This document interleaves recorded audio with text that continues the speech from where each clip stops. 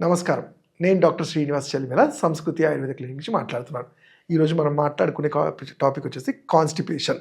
Constipation అనగానే దాంతో పాటు వచ్చే ఇండైజెషన్. ఎందుకంటే ఇవన్నీ ఇండైజెషన్, గ్యాస్ట్రిక్ ప్రాబ్లమ్స్, కాన్‌స్టిపేషన్ ఇవన్నీ కూడా ఒకదాంతో ఒకటి రిలేటెడే ఉంటాయి కాబట్టి వాటి గురించి తెలుసుకుందాం. అసలు కాన్‌స్టిపేషన్ అంటే ఏంటి? దాన్ని మలబద్ధత అంటాం. అంటే పేరులోనే ఉంది. మలం వెళ్ళడానికి కూడా మన బాడీ బద్ధత అంటే చాలా లేజీగా అయిపోవడాన్ని. అంటే రోజు జరిగే న్యాచురల్ కార్యక్రమానికి కూడా చాలా బాడీ సహకరించకపోవడాన్ని మలబద్ధత అంటాం. అసలు దీన్ని సైంటిఫిక్‌గా చూసుకుంటే ఒక మనిషి 4 రోజులు కానీ, 5 రోజులు కానీ మోషన్ పాస్ చేయకపోవటంనే దాన్నే మనం ఒక డెఫినిషన్‌గా కాన్‌స్టిపేషన్ అంటాం. అంతేగాని ఒక రోజు, 2 రోజులు వెళ్ళకపోతే దాన్ని వెంటనే అనలేము.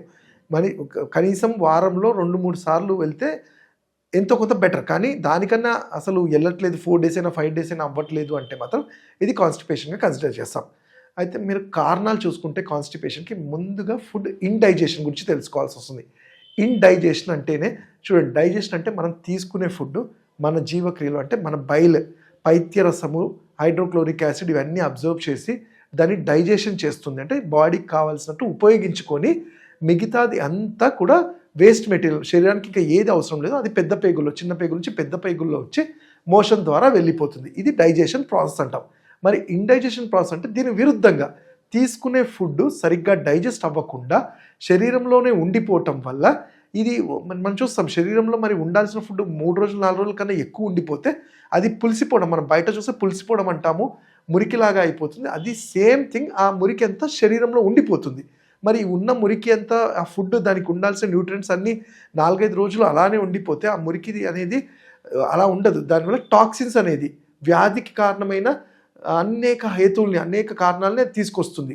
దీనివల్ల బాడీలో ఉండే గట్లో ఉండే గుడ్ బ్యాక్టీరియా అంతా దెబ్బతిని బ్యాక్టీరియం కూడా అగెనిస్ట్‌గా పనిచేయడం స్టార్ట్ అవుతుంది. ఇన్ఫ్లమేషన్ చాలా కేసెస్‌లో ఇంటెస్టైన్స్ ఇన్ఫ్లమేషన్, డైవర్టికులైటిస్ అంటారు, అల్సరేటివ్ కొలైటిస్ అంటారు. అంటే దానివల్ల పులిసిపోవటం, బాడీలో ఉండటం వల్ల ఆ గ్యాసెస్ వచ్చి పైకి ఎగదన్నడము, మోషన్ సరిగ్గా అవ్వకపోవడము, వీటన్నిటి వల్ల ఈ ఇన్ఫ్లమేషన్ రావటము, కొన్ని సందర్భాల్లో ఇరిటబుల్ బవల్ సిండ్రోమ్ కూడా ఈ ఇండైజెషన్ వల్లే వస్తూ ఉంటుంది. కాకపోతే దాంట్లో యాంగ్జైటీ, కొంచెం యాంగ్జైటీవి, స్ట్రెస్ఫుల్ కండిషన్స్ కూడా యాడ్ అవుతుంటాయి కాబట్టి ఒక్కొక్కటి ఉంటుంది. ఎందుకంటే గట్ సరిగ్గా లేకుండా మోషన్ సరిగ్గా పాస్ అవ్వకపోతే మనిషి ఆలోచనలు కూడా చాలా ఇబ్బందిగా, అంటే మోషన్ అవుతుందో తెలీదు, చాలా ఇబ్బందిగా, ఎప్పుడు గ్యాస్ట్రిక్గా ఉబ్బినట్టు బ్లోటింగ్గానే ఉంటుంది. అండ్ కొన్నిసార్లు తేన్పులు పైకి ఎగదనడం వల్ల ఛాతీలో మంట, దాన్నే అల్సర్ కూడా అంటాం.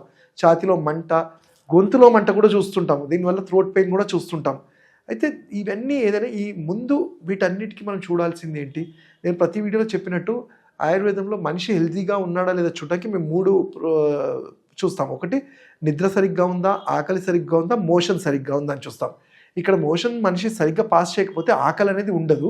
ఒకవేళ ఆకలి ఉన్నా అది హైపర్గా ఉంటుంది, ఏదో తినాలని ఉంటుంది తప్ప ప్రాపర్ గుడ్ కండిషన్లో ఉండదు. ఇవన్నీ ఉండడం వల్ల ఆలోచనలు, వాటి మానసిక ఆందోళన వల్ల నిద్ర కూడా సరిగ్గా ఉండదు, డిస్టర్బ్ అవుతుంటుంది. సో అందుకని ఏం చేయాలి, ఫస్ట్ మోషన్ రెగ్యులర్ అవ్వడానికి మనం ఏదో ఆ రోజు చేసుకునే ట్యాబ్లెట్ కాదు, ఆయుర్వేద కూడా అలాంటి సజెస్ట్ చేయదు. ఏదైతే ఉందో దీన్ని ప్రాపర్గా మెటబాలిజంగా మన ఇంటెస్టైన్స్కి మెటబాలిజం ఇంక్రీజ్ చేస్తూ ఇమ్యూనిటీని పెంచి గట్ హెల్త్ని పెంచుకుంటూ మన బాడీ క్లిన్స్ చేసుకునే పద్ధతి వీరేచన క్రియ అంటాం. అంటే మీరు తీసుకునే డైట్ అనేది చాలా సాఫ్ట్గా ఉండాలి. ఎలా సాఫ్ట్గా ఉండాలి? హై ఫైబర్ మనకి శరీరంలో ఏం చేస్తుంది, హై ఫైబర్ ఉండే ఫుడ్ తీసుకోవడం వల్ల ఈ స్టూల్ ఫార్మేషన్ని ఫ్లష్ అవుట్ చేస్తుంది. మన హై ఫైబర్ ఉన్న ఫుడ్స్ ఏంటి? అందరికి తెలిసింది fruits, vegetables, greeny leaf vegetables. ఫ్రూట్స్లలో కూడా జామ పండు, అరటిపండు ఇలాంటివి, దానిమ్మ ఇలాంటివి అంటాము. అలానే ఆకుకూరలు, అన్ని ఆకుకూరలు హెల్ప్ అవుతాయి. ఇంకో మంచి ఫ్రూట్ వచ్చేసి ప్రూన్స్ అంటాం. ఇది dry ఫ్రూట్స్లో prunes, aloo bukhara, dried aloo bukhara. ఇది వారంలో 1, 2, 3, 4 తిన్నా చాలు, బాడీలో క్లిన్స్ అవుతూ ఉంటుంది. ఇది మంచిగా మీరు ట్రై చేయొచ్చు.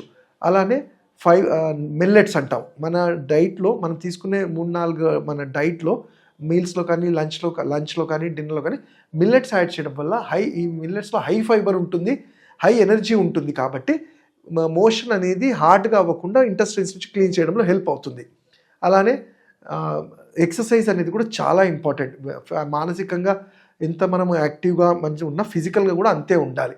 ఇవన్నిటితో పాటు గృహ వైద్యాలైన సింపుల్ చిట్కాలు, మన బొడ్డు దగ్గర నుంచి, బొడ్డులో ఆముదం ఆయిల్ అంటాం. ఆముదం మనకు దొరుకుతుంది ఎక్కడైనా. ఒక 2 నుంచి 4 చుక్కలు రాత్రిపూట పడుకునేటప్పుడు బొడ్డులో వేయటం వల్ల ఎందుకు బొడ్డులో మనం లోపల నుంచి తీసుకోవడం కన్నా బొడ్డులో వేయటం వల్ల అక్కడ ఉండే హై సెన్సిటివ్ నర్వ్స్ అనేవి చాలా మంచిగా అబ్జర్వ్ చేసుకొని ఈ సర్క్యులేషన్ అక్కడ ఏదైతే ఉంటుందో ఇంటెస్టైన్స్లో కొంచెం వాటిని స్టిమ్యులేట్ చేయడం హెల్ప్ అవుతుంది. అలానే ఎస్పెషల్లీ ఈ కాన్స్టిపేషన్కి ఆయుర్వేదంలో వీరేచన క్రియ అంటాం. నేను చెప్పినట్టు సాత్విక ఆహారంతో పాటు డైట్ని రెగ్యులర్గా 3 to 4 times తినటం వల్ల మెటబాలిజం కరెక్టే ఉంటుంది. వీటన్నిటి వల్ల కానప్పుడు ఆయుర్వేద చికిత్సల్లో మేము ఘృతపానం కొన్ని మందుల్ని నెయ్యిలో వేసి తాగించి ఒక 8-9 రోజులు తాగించిన తర్వాత వీరేచన ద్రవ్యం ఇవ్వటం వల్ల ఇంటెస్టైన్స్లో ఆల్రెడీ పేరుకున్నాయని ఫస్ట్ క్లీన్ అవుతుంది. తర్వాత మంచి ఔషధాలు చిరువిల్వాది కషాయం కానీ, అదే మనం మీరు ఇంట్లో చేసుకోవాలంటే మనకి బిల్వ ఫలం అంటాము, మారేడు ఫలం. దీన్ని ఒక వారం 10 రోజులు ఎండబెట్టి దాని పౌడర్ తీసుకోవడము, త్రిఫలా చూర్ణము కొంచెం నీళ్ళలో కలిపి తీసుకోవడము, అలానే రోజు ఆవు నెయ్యి తీసుకోవడం అనేది వీళ్ళకి చాలా ఇంపార్టెంట్. ఆవు నెయ్యి వాతాన్ని పైత్యాన్ని కంట్రోల్ చేస్తుంది. ఎస్పెషల్లీ పిల్లల్లో కూడా చూస్తున్నాం కాన్స్టిపేషన్. అయితే పిల్లల్లో మనకి ఈ హరిబరి లైఫ్ స్టైల్లో మార్నింగ్ టైం వాళ్ళకి స్కూల్కి వెళ్ళే హడావిలో అసలు కొన్నిసార్లు టాయిలెట్ కూడా వెళ్ళరు. కానీ ఎటువంటి పరిస్థితుల్లో వాళ్ళని 1 నిమిషం 2 నిమిషాలు టాయిలెట్లో వెళ్ళి కూర్చొని రమ్మని మనం సజెస్ట్ చేయాలి. సో అప్పుడే వాళ్ళకి ఆ మూమెంట్ అనేది ఫ్రీ అవుతుంది. అలానే నేను చెప్పినట్టు ఫ్రూట్స్తో పాటు ఆవు నెయ్యి కూడా పిల్లల్లో కానీ పెద్దవాళ్ళు తీసుకుంటూ ఉండాలి.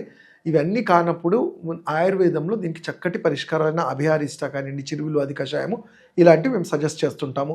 కొంచెము వీలైతే కొన్ని తైలాలు ఉంటాయి, అవి బొడ్డు చుట్టూ అటు స్టమక్ చుట్టూ కూడా అభ్యంగనం చేయటం వల్ల అక్కడ పెరిస్టాల్టిక్ మూమెంట్ని ఇంక్రీజ్ చేసిన వాళ్ళం అవుతాం. ఇంకా వీటి గురించి తెలుసుకోవాలంటే మీరు నన్ను వచ్చి పర్సనల్గా క్లినిక్స్లో కలవచ్చు, లేదా ఆన్లైన్ కన్సల్టేషన్ చేయొచ్చు. నా నంబర్ 7658909501.